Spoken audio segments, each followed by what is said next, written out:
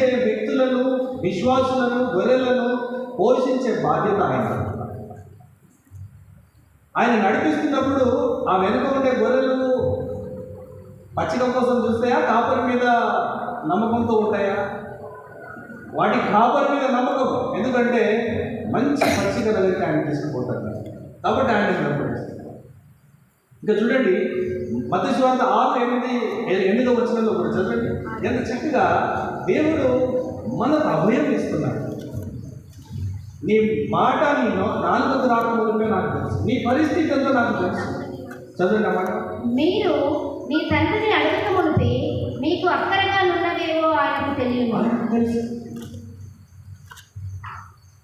నీకేం అవసరం ఉంటుందో ఆయనకు తెలుసు. ఆయన చూస్తున్నాడు. ఆయన హాగరు అరణ్యంలో దప్పికతో ఏడుస్తుంది. పిల్లవాడు చనిపోయే పరిస్థితిలో ఉన్నాడు. చూస్తున్నాడు.